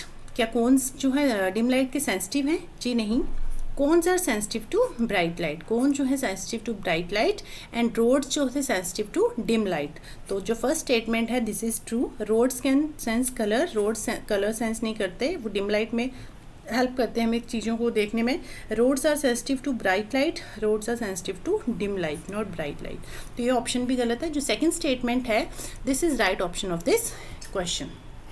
Okay okay, question number 4 is next question. Question number 4 is impression. ये मैंने जिस paper से लिया है ना screenshot, उसमें ऐसा ही था, थोड़ा सा आप मैनेज कर लो, आई होप विजिबल होगा, मैं पढ़ देती हूँ बाकी। Impression of an image persist on the retina of human I for about, हमारी आँख का जो परसिस्टेंस है, परसिस्टेंस ऑफ विजन है, दैट इज़ 1/16 सेकेंड। ठीक है, हमारे यहाँ का जो परसिस्टेंस है, मतलब 1/16 सेकेंड तक वो इमेज हमारी आंखों पे रहती है, जिसे हम कहते हैं परसिस्टेंस ऑफ विजन। तो ये कितना है यही पूछ रहा है, तो इसमें 1/16 होगा, यहाँ 1/15 था, 1/16 होगा, 1/15 नहीं होगा। ठीक है, question number 5 is in the diagram. ये क्वेश्चन ना एक्चुअली ऐसे ही दिया गया था और ऑप्शन में भी इसी तरह से दिया गया था, मिस प्रिंटिंग थी, तो इसका 1 मार्क मिल गया था। ठीक है, ये इस तरह से ही दिया गया था क्वेश्चन, 16 की जगह 15 लिख दिया था, मिस प्रिंट हो गया था। ठीक है, तो next question, question number 5 is last question of today's class. In the diagram of human eye, given below the parts marked by A, B, C and D should be labeled as, आँख का part है, A, B, C, D label करने हैं। तो इसमें देखिए ये जो D है, D क्या है हमारा, कॉर्निया। जो आउटर कवरिंग थी वो क्या थी, कॉर्निया। अब D कॉर्निया किस में दिया है वो देख लीजिए, D कॉर्निया इसमें भी है, इसमें भी है, इसमें, अच्छा इसमें नहीं है तो इस ऑप्शन को काट दीजिए। अब ये जो C है, C लेंस है, C लेंस किस में है, C लेंस तीनों में ही है। ठीक है, चलिए ये हो गया हमारा लेंस। अब B देखिए, B है ना, यहाँ पे आइरिस है, आइरिस थी और यहाँ बीच में प्यूपिल था, तो B क्या है, आइरिस है। ठीक है, B is iris. I hope आपको डायग्राम विजिबल होगी, थोड़ी सी इस तरह से ही था वहाँ पे, तो मैंने इस तरह से स्क्रीनशॉट ले लिया, बट आई होप विजिबल हो रहा होगा। बाकी मैं बता देती हूँ, ये जो है ना B is iris. B iris किस में है, इसमें तो है नहीं, तो ये कट गया। बी प्यूपिल इसमें भी नहीं है, ये भी कट गया। एंड ये बचा हमारे पास एक ही ऑप्शन, ऑप्शन नंबर 4। तो बी क्या है हमारी आइरिस, और ये जो ए है, ए क्या है हमारा, सीलियरी मसल्स। ए सीलियरी मसल जो लेंस को होल्ड करके रखती हैं, जिसे जो क्या है सीलियरी मसल्स, CM लिख देती हूँ। ठीक है, तो हमारा जो राइट ऑप्शन है that is option number 4। This is the right answer of this question.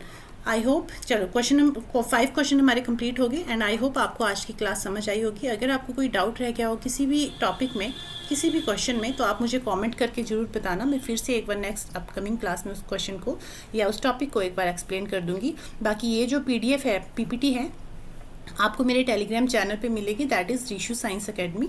Okay, और तो ये हो गया हमारा आज का लेक्चर। नेक्स्ट क्लास में हम मिरर डिस्कस करेंगे एंड उसके बाद फिर लेंस डिस्कस कर लेंगे, कनकेव और कन्वेक्स मिरर, कनकेव और कन्वेक्स लेंस, और दोनों की रे डायग्राम्स। ठीक है, और जितने PYQs आए होंगे वो टॉपिक वाइज डिस्कस कर लेंगे। ठीक है, तो ये हमारा चैप्टर हो जाएगा। उसके बाद हम नेक्स्ट चैप्टर करेंगे क्रॉप प्रोडक्शन एंड मैनेजमेंट, और साथ साथ में जो हमारे मॉक टेस्ट चल रहे हैं वो भी हम कंटिन्यू करते रहेंगे।